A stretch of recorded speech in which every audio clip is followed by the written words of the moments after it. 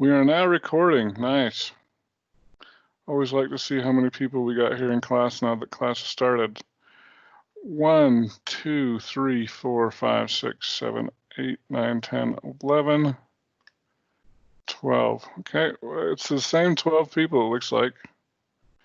All right, so good to see you all on camera. All right, so today we are going to jump back to section 1.6. Let me ask you a question before we do that. How many of you would like to go back to college algebra and forget trig? Okay. Only 3 of you? It's the bottom row. It's tic-tac-toe. We got you there. We're going back to college algebra. It was section 1.6. So you get college algebra for a day. So we're going to find out how. Tate's like, yes. All right. So we're going to find out how. Remember inverse functions. Who remembers inverse functions? We'll do a raise of hands, except for you guys who aren't on camera. Brian and Cassie and who's CC? Oh, Corey.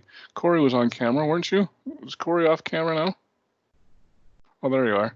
Oh, yeah, I guess you had to replace somebody. Okay, I can only see 9 people at a time, apparently. I don't know who you kicked out there, but anyway.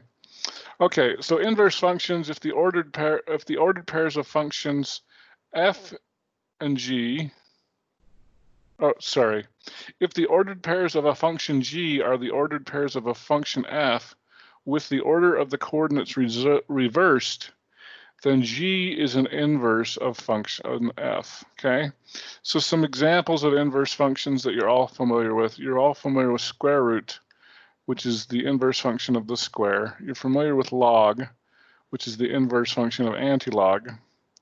So usually when we write inverse functions, it looks like f to the -1 power of x, okay? So just as a reminder, to find an inverse function, swap the x and the y, and then solve for y. So this is what we learned back in college algebra, math 1050.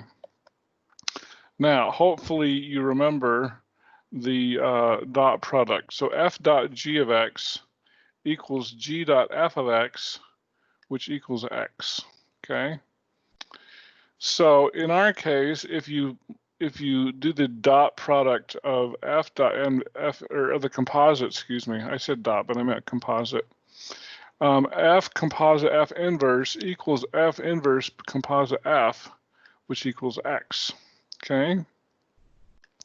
The range of f equals the domain of f inverse, and vice versa, okay? So conditions for an inverse function. All this hopefully is review. F has an inverse if and only if it is a one-to-one function.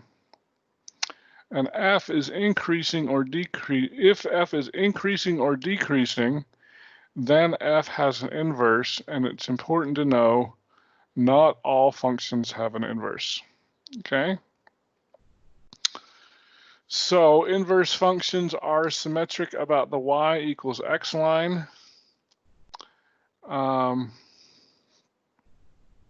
So basically, let's do an example. We're going to test you guys and see how much you remember from your college algebra. We're going back to college algebra today. Today's your get out of trig free for the weekend. Okay, so make this a little bit bigger. Brian, must be your turn. Brian, can you tell me how to show that these are inverse functions?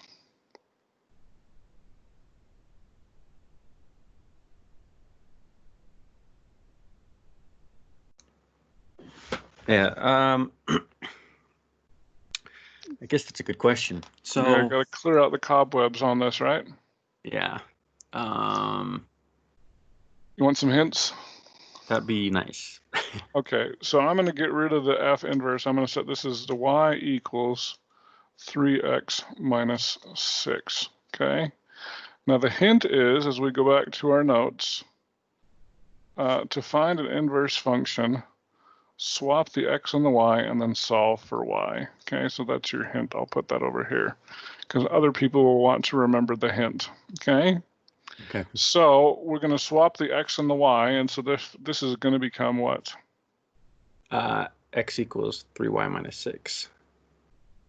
And I'll do it this way: 3y minus 6. Okay, so now we need to solve for y.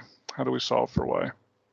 I guess the first thing you do is add 6 to both sides. Add 6 to both sides. So this on the left side becomes? 6 plus x, or x plus 6, I guess. X plus 6. Equals 3y. Equals 3y. Whoops. The 6 now, it's not there anymore. Okay. And then you divide both sides by 3. Okay. This becomes x plus 6 divided by 3 equals Y. y. Okay, now can we make this look like that? Yeah, you just basically if you put x over 3 and then 6 over 3, that would, and then you simplify, that would. So this becomes x over 3 plus, what's 6 divided by 3? 2. 2 equals, and then we can call this f. Oh, I can't do superscripts.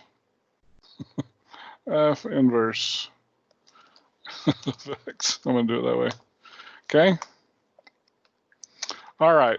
Cobwebs clear now? I'd say so. Okay. Well, we're going to make sure everybody's cobwebs are clear. Oh, okay. How about this one? Find the inverse of 3x plus 8. So, whose turn is it now? It must be Cameron Daly's turn.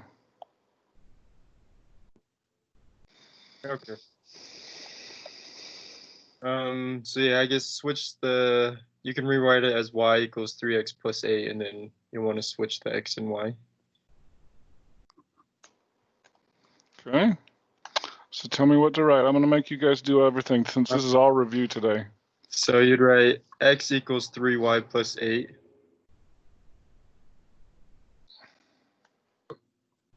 Okay. And then you'll minus 8 from the right side, and then You guys are going to like this assignment, aren't you? Yeah. It's all this, right? Okay, so we're going to get what? x minus 8 equals 3y.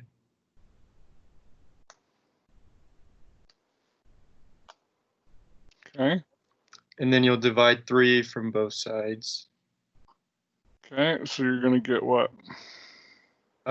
X thirds minus 8 thirds equals y. X thirds minus 8 thirds equals. Okay, and then this is so hard for me, but what I would like you guys to do, I'm going to copy this because it's just too hard for me to write it. Write it as f inverse of x.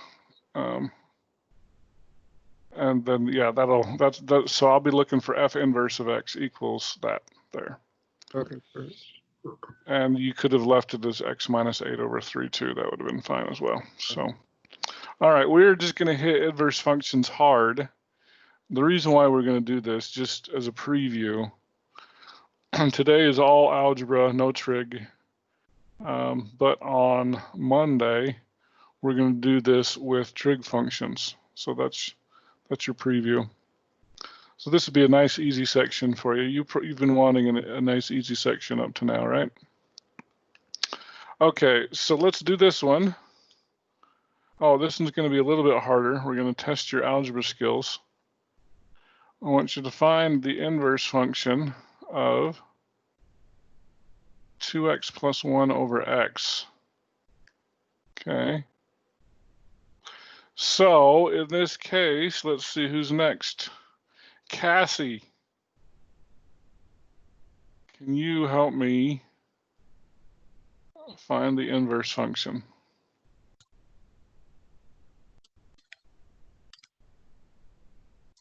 I'm not sure if I can remember this one, but would I still change all my x's to y? Mm-hmm. So tell me what to write. 2y plus 1 over y. Plus 1 over y, and that equals x, right? Yeah. X equals, okay? Now we've got to get those y's. So this is going to test your algebra skills. We need to get a single y all by itself. So how do we do that? Would I do? Oh, you're asking a question you're supposed to be answering. Yeah. Sorry.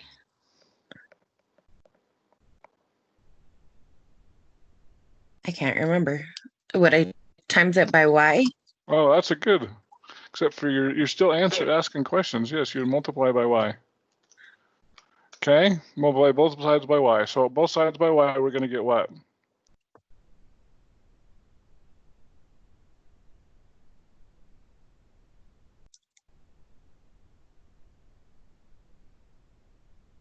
Two y squared plus y. No, because this y will cancel that y. So Yeah. if I multiply the x times y is xy. xy. Trick question, huh? Yeah. Okay. And then on the right side, I'm going to have what?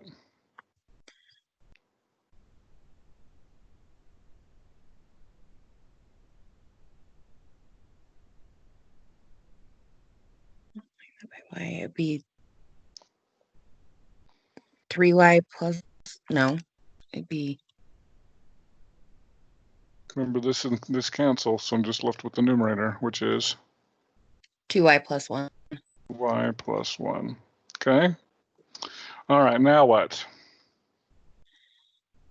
Now we would minus the 1. 1? Or the,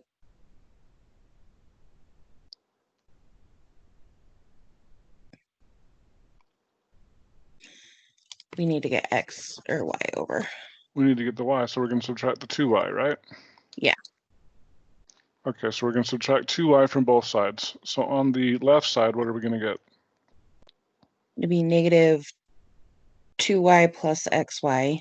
Or, yeah, what you said was correct, but I'm going to write it this way. xy minus 2y equals 1. 1. Okay. All right, so we got the y's all on the left side. Now what? We're going to minus xy. Minus the xy's or the, no, Well, what do you notice in common to both of them? the y. The y. So we're going to factor out a y. See, this is the kind of problem that when I gave all my college algebra students, they were like, I don't know how to do this one, but it's factoring. Okay. So if you didn't learn it in college algebra, you better learn it now because it's coming back to haunt you. So we're factoring out the y. So if I factor a y out of xy, what am I left with? An x. X. And if I factor a y out of the 2y, I'm left with 2. 2. And that still equals 1. Okay, now what?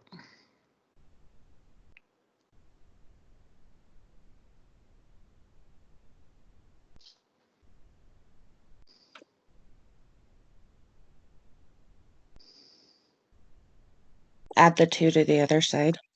Can't add it yet because it's in the parentheses. Oh, yeah. How do you get that y all by itself?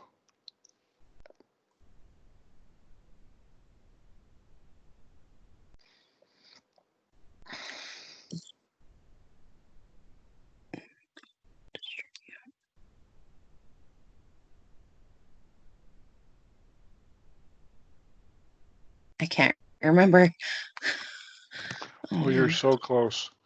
It's y times. What's the inverse of times? Divide. Divide. Oops. Divide by. We want that y Y. all by itself. Not the y. We want the y by Or itself. divide by x minus 2. X minus 2. Okay. So now I've got the y all by itself. And what do I have on the right side? 1 over x minus 2. Okay. And that is now a fraction. And the last step that we need to do to make that, here, let me center that. What's the last step we need to do to make this totally 100% correct? Add your f minus 1x. And because I can't remember, I can't type that very well, I'm going to copy. I'll put the equals in the front. Equals f inverse, okay? That was a good one. That one pulled out all your algebra skills, whether you wanted to or not, right? Yeah. All right, let's do another one. How about, oh, this is a good one. Find the inverse of this monstrous thing. So that was Cassie, right? It must be Graham's turn. How would you do such a thing? My Wi-Fi is really slow and my screen is frozen, so I can't see what Oh, we're really? looking at. Yeah. Okay. All right, well, we'll skip Graham then. We'll come back to you Let me later. see if I maybe. can move closer to my. Okay, that works. We'll go to Jackson. Jackson, do you want to take it over? Yeah. Okay. So it's x squared plus 4x plus 3. Plus 3, right. Okay. So we're going to change those x's to y's and have Okay. y squared plus 4y plus 3. And what does that equal? That equals x. Okay. And now we need to factor, Okay. and we'll do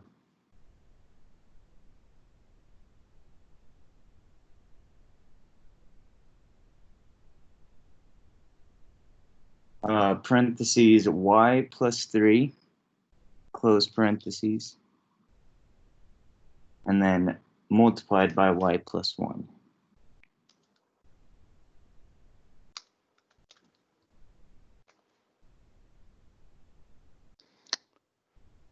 And that's Okay. x. What'd you say? No, you got it all. And now we need to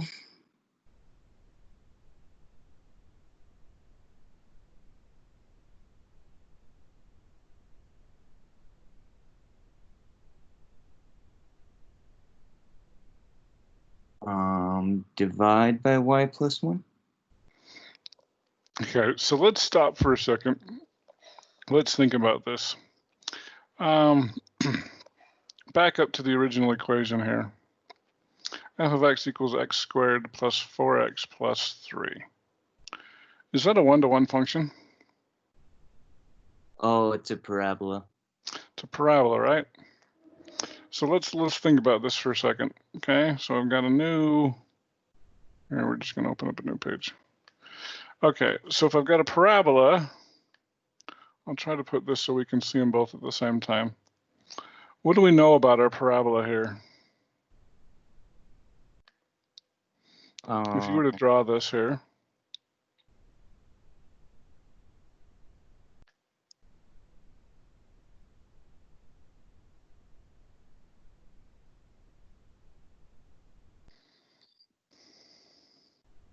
Do you remember how to graph this parabola? I do. Okay. You want to bail us out, Texas? Sure. All right. Okay. So on the parabola, it would cross the y-intercept at 3. Okay. So we'll call that 3 for now. Right. Where's the Nah. vertex? The vertex would be at. Give me a sec. It's been a while since I've done this. The last time I done Yeah. this was in high school. And that was Well. like 9 years ago.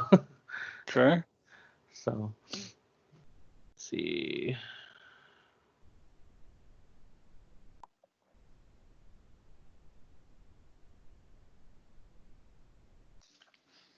So the vertex would be like either the topmost point or the bottommost point of the parabola, correct? Yeah. Does this open up or down?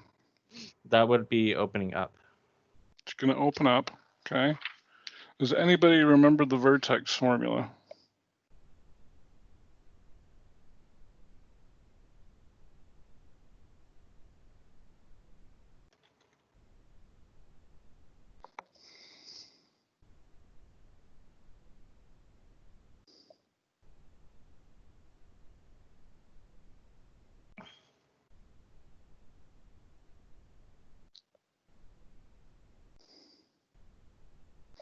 Is that a no?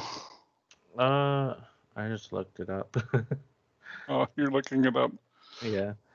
So y equals a times the quantity x minus h squared plus k. Oh, that's not the vertex formula, though. Oh, it's vertex form. Let's see. So the vertex formula is the ordered pair negative b over 2a, comma, f of negative b over 2a. Does that sound familiar to anyone?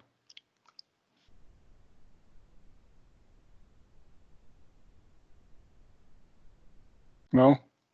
Not really. Okay, so in this case, negative b is so that would be negative 4 over 2 times a. A is 1, right? So your x coordinate is going to be 2, or sorry, negative 2. And then f of negative 2, we need to find f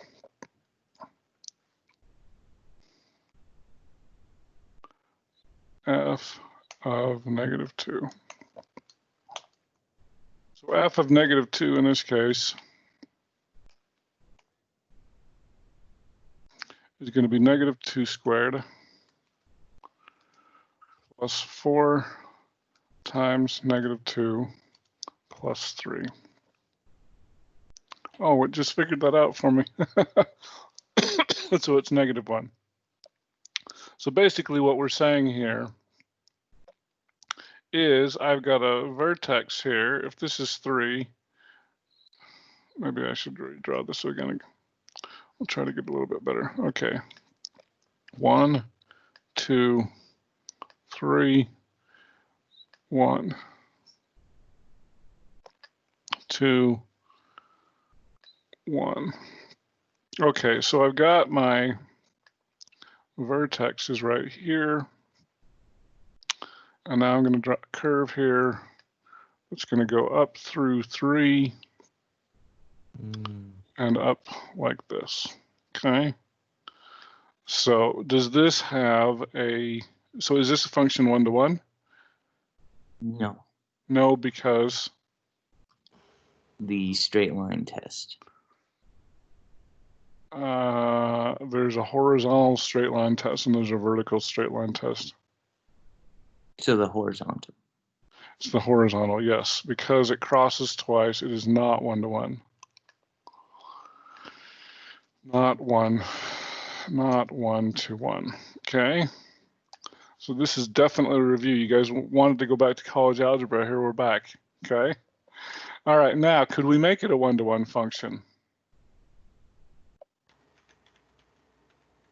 The answer is yes. If I get rid of this piece here,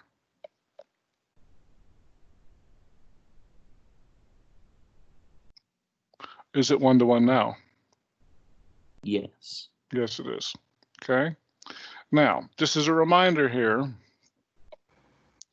if I draw a diagonal line here. This is the y equals x line. Y equals x line. I've changed my domain. So if I limit my domain to, let's see, what's my domain? X has to be greater than x greater than -2. Now it is 1-to-1. Okay. Now graphically, okay, let's talk a little bit about inverse functions. This is taking more time than I thought. I thought we were going to get done early today. We still might, but now it is a 1-to-1 function. If I limit my domain to x greater than 2, okay. Now remember when we talked a little bit about our inverse functions. Here, let me go back to my notes here for a second. We're going to go back up here.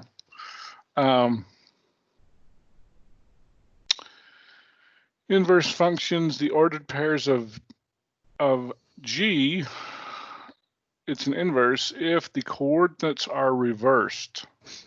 And also we said that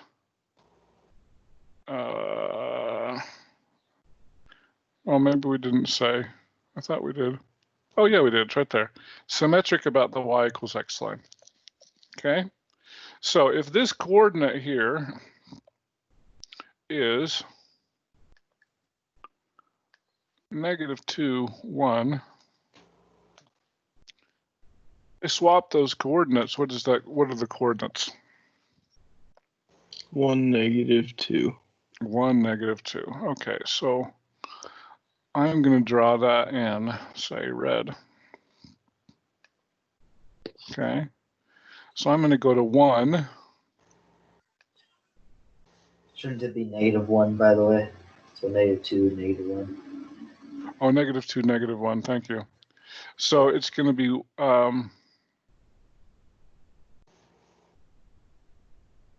yeah, -2, -1. I wrote that wrong. Here, we'll use my pencil and I'll put a negative right there. So that's going to be positive, -1, -2. So -1, -2 is going to put my little vertex right here. Okay, so that's going to be -1, -2. Does that make sense? And because it's symmetric, this one crosses at 3, right? We knew that it was going to cross at 3. At y equals 3. This is y equals 3. So where is my new half of a parabola going to look like? Crosses at x equals X 3. equals 3. Perfect. So 1, 2, 3. Okay. So now when I draw this, it's going to go something like that. Okay.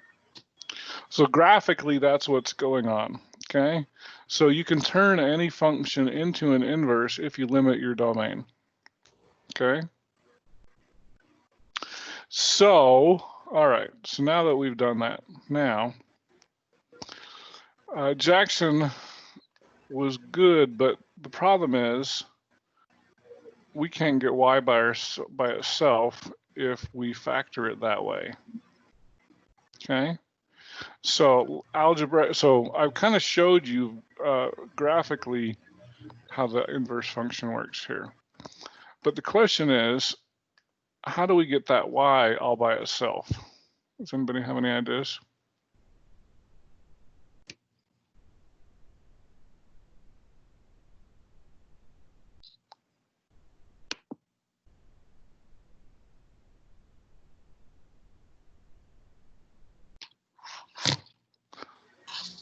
So you just separate the equation, so it'd be y plus 3 equals 0. And then y plus 1 Well, that would equals help us 0. find the intercepts, but that's not going to help us find the inverse function. Gotcha. Okay. So somehow we need to make this a perfect square. That's your hint. How could I make that a perfect square?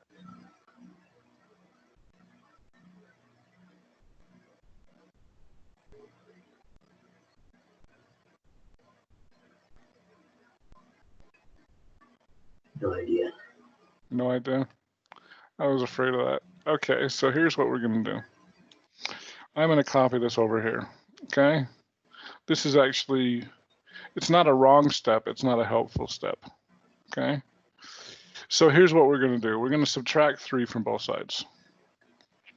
So that's going to give us x minus 3 equals y squared plus 4y. Now I don't have the 3 anymore.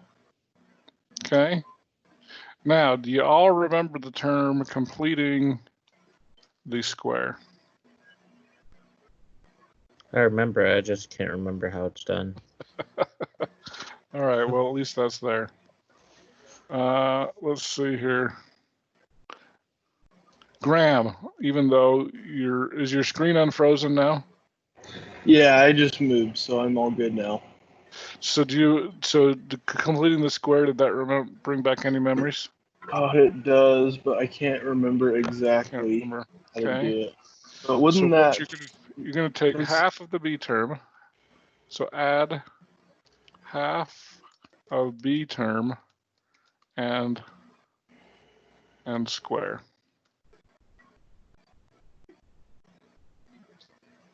So what would half of the b term be over here on this side? 2y Well, it would be 2. or just 2? Yeah. Yeah. So we're going to add 2, I'm going to do it this way, add 2 quantities squared. Okay? And if I add that to the right side, I also have to add it to the left. So I'm going to add 2 squared to the left side as well. Okay. So I meant to put a plus there, not an equals, plus. So 2 squared is what? We'll go back to Graham. Since we started there. 4. So 4 minus 3 is what? 1. So on the left side, I've got x minus 1. And on the right side, equals. On the right side, can you factor that now? Super easily. Is it just y plus 2 squared? Very good. Except for that was a question, not an answer. It is y plus 2 squared. Very good. This is not Jeopardy. All right. Okay, so now what? Now how do we get the y all by itself? Could you square root the x minus 1? We're going to take the square root of both sides, right? Uh-huh. So we've got the square root of x minus 1 equals Y plus 2, sorry. y. 2. Okay. And then we'll subtract the 2 from both sides. Subtract 2. Okay, now there's one thing that I didn't put in here, and I'm hoping that when you subtract 2, you will notice the thing that I didn't put on there. I kind of forgot. So we're subtracting 2 from both sides, so this becomes what? Square root of x minus 1 minus 2. Oh, you forgot it too. Negative 2, I'm going to write it this way because I don't want to get my square root mixed up. Negative 2 plus or minus the square root Okay. of x minus 1. Okay.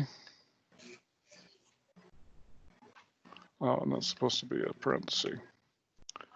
And that is going to equal your new f inverse, which I'm going to copy from here. I don't want to do that one. This is one I want to copy.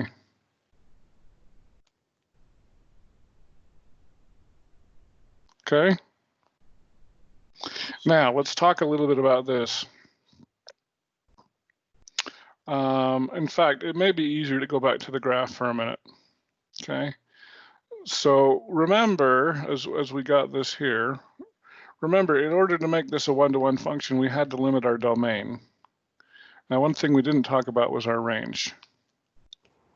Okay. So our domain's got to be x is greater than or equal to negative 2. What's the range on the black curve? Negative 1 to infinity. Is that?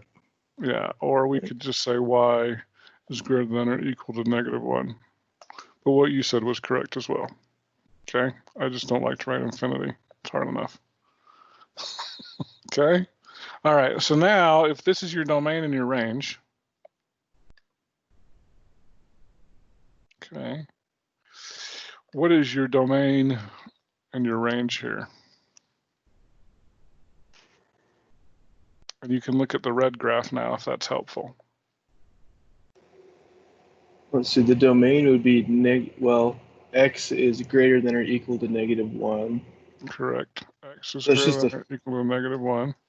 You just switch the variables, right? So it's x is Right. greater than or equal to -1, y is greater than or equal to -2. Y greater than or equal to -2. I'll put a space in here so that's a little bit easier to see. Okay. All right. So, gosh, that one ended up being a really fun problem. Now are you guys regretting going back to college algebra? No. No? We had to clear out some cobwebs there. All right.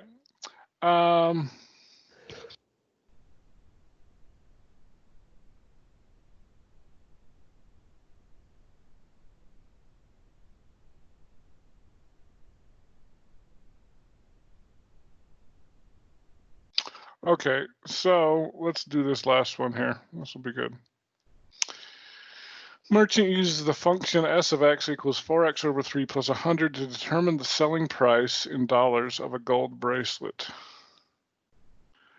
She paid $672 for the gold bracelet. Use S to determine the retail selling price of the bracelet. So, how would you do such a thing? Whose turn is it now? We'll go to Josue. I think.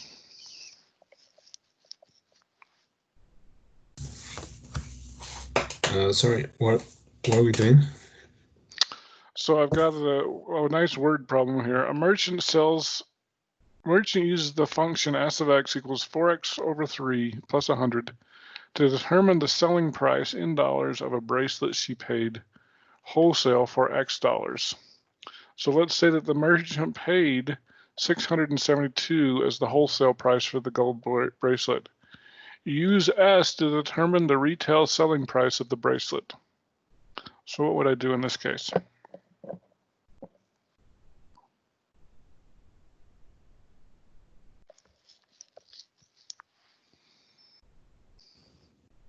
I don't have idea, to be honest. No idea? Okay. This one should be an easy one. Shit.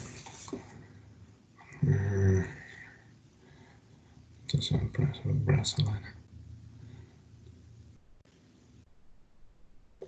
Oh yeah.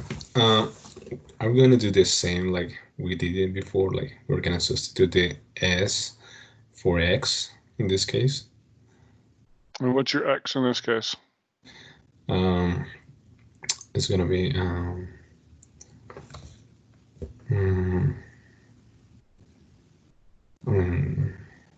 think it's Y. I don't know. It's Y. No. I gave you a hint. Oh, okay.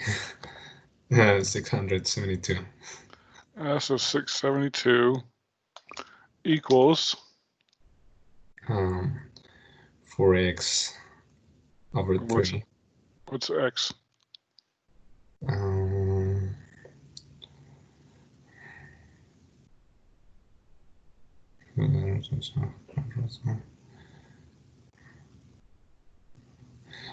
672 Divided by by 3 3 plus 100. Okay, so we can plug that in our calculator and we'll get the nice value of $996. Okay. All right, so that was just your basic algebra. Okay. So now let's say use S inverse to determine the wholesale price for a gold bracelet that retails for $15.96. Okay. So here, let me rewrite S here.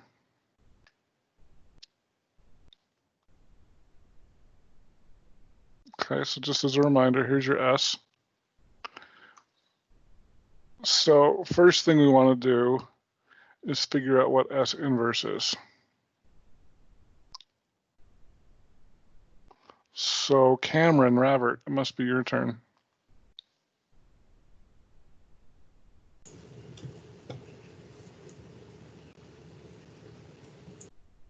Can you find S inverse? So I guess the first thing is you would turn that S of X into a Y, right? I mean X, and then flip the X as a Y. Okay. All right, so we're going to say Y equals 4X over 3 plus 100. Whoops, that's supposed to be a 3. And what? And then you'd flip the X and Y, so it'd be like X equals 4Y divided by 3 plus 100.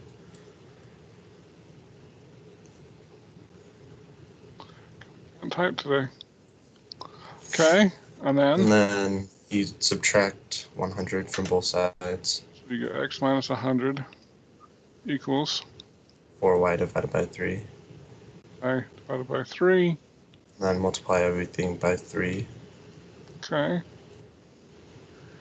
So this becomes 3X minus 300 100 equals equals 4Y. 4Y. And then divide everything by 4. So S, oh, I didn't do that. No. So S inverse of X equals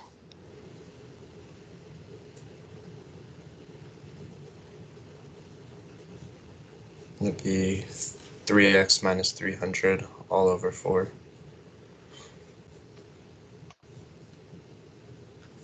okay.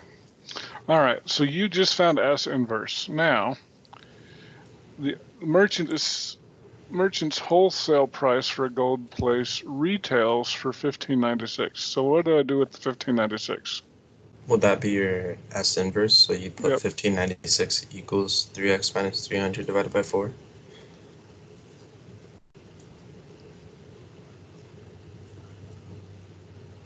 Okay.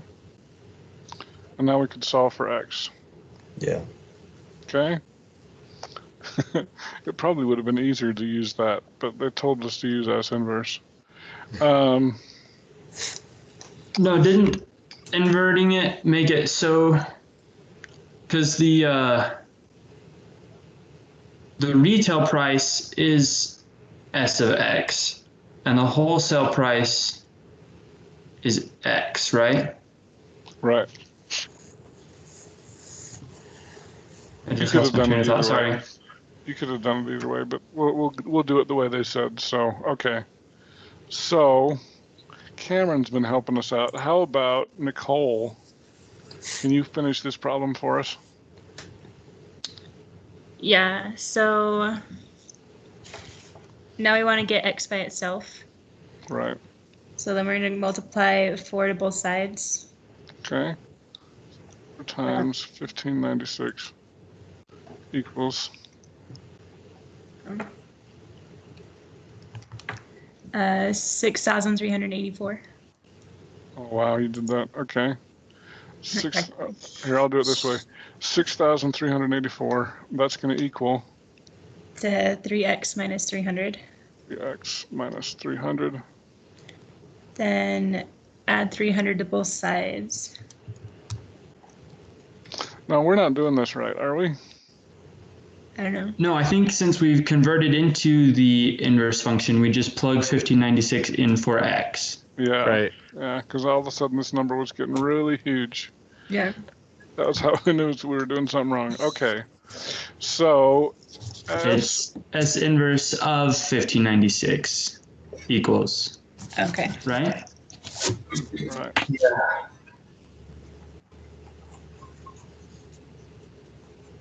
Then it's a lot easier. Okay, take it away, Nicole.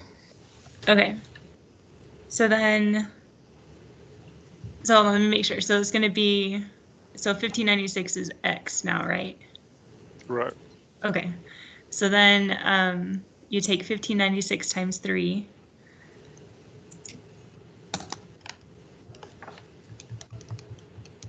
And then you're already doing your calculator. Just tell me what to write first, and then we'll Okay. plug it in at the end.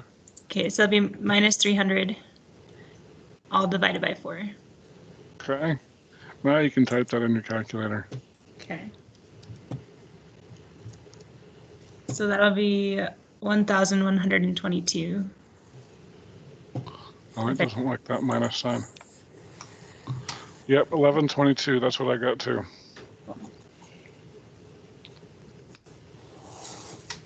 Okay. So that was how you could solve that problem with the inverse function. Okay. All right. So look at that. We're out of time and information. Okay. So quiz on Monday is a review of your college algebra inverse functions. And it's 1.6, so we're going to jump back to 1.6. Monday, if you want to study ahead, because I know it's a long weekend, we're going to do 3.5. We're going to skip 3.4. We're going to go straight to 3.5 on Monday. So any questions you guys have for me? Okay.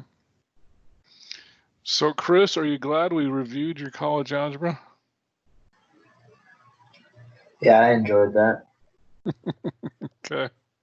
How about you, Nicole? Definitely. Yeah, a lot better than this trig crap, huh? All right.